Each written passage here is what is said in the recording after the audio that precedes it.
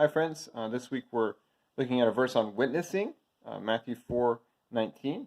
I'm going to read verses 18 through 20 just for context. As Jesus was walking beside the Sea of Galilee, he saw two brothers, Simon called Peter and his brother Andrew. They were casting a net into the lake, for they were fishermen. "Come, follow me," Jesus said, "and I will make you fishers of men."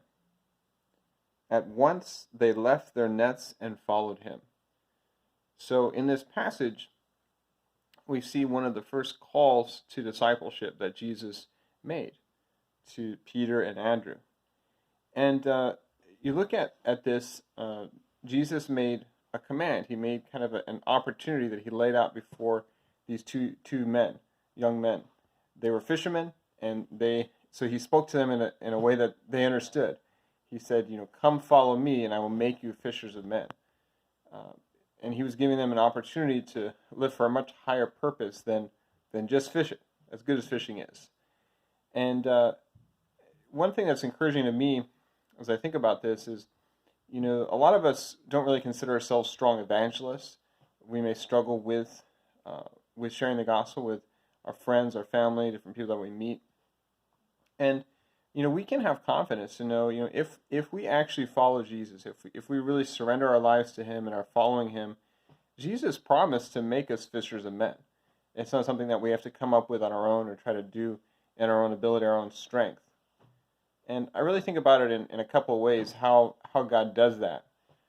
When we are following Jesus and when we're abiding in him and becoming more and more like Jesus, it makes Jesus is very attractive to other people. When we live the way that Christ lived, it's something radical and different and unique from the world. And that itself is very attractive to other people.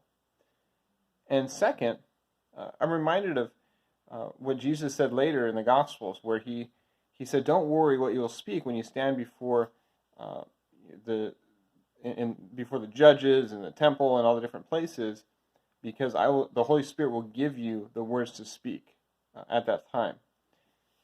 And so we can have confidence in a couple ways that how God will make us fishers of men. One, as we follow him, he's going to change our character. We're going to become more and more like Jesus. And second, he's going to give us the words to speak when we have those opportunities. And, as I've met with people and share the gospel in different times, I've really seen this pattern where a lot of times I'm scared, I don't know what to say, but then once I open my mouth and I just begin, then the words come. A lot of times I don't have a clear, full understanding of what I'm going to say or how I'm going to communicate the gospel to these people, but as I do it, then the words come. And it's kind of a step of faith. And so I want to encourage us to simply choose to follow Jesus day by day, fully surrender to him, and he's going to make us fishers of men. He's going to use each one of us to share the good news.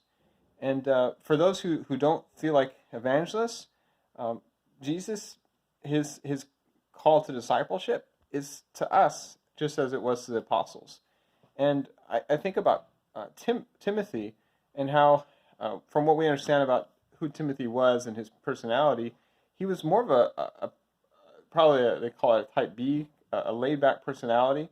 Wasn't super aggressive. He was not an extrovert. He was probably more of an introvert. And so Paul had to encourage him, and Paul encouraged him. He said, "Timothy, do the work of an evangelist." And this was to a guy who it wouldn't be a natural thing for him to be a strong evangelist, but God was calling him to do that, just as he calls each one of us. In the scriptures, there are people that have a gift of evangelism. I can think of some people within our church who have a strong gift of evangelism.